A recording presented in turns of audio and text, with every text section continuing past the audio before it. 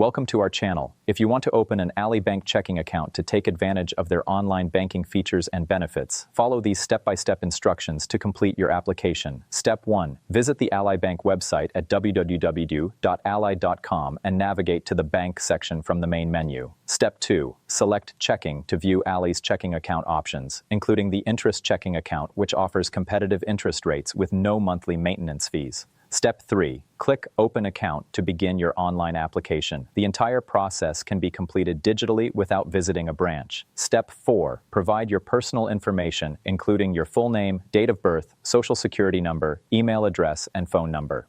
Step 5. Enter your current residential address and indicate how long you've lived there. If you've moved recently, you may need to provide your previous address as well. Step 6. Provide your employment information, including your employer's name, your occupation, and your annual income for verification purposes. Step 7. Choose your funding method to make your initial deposit. Ally requires a minimum opening deposit, which can be made by linking an external bank account and transferring funds electronically. Step 8. Enter the routing and account numbers for your external bank account, from which you'll fund your new Ally checking account. Review all the information you've entered, read and accept Ally's terms and conditions, and submit your application.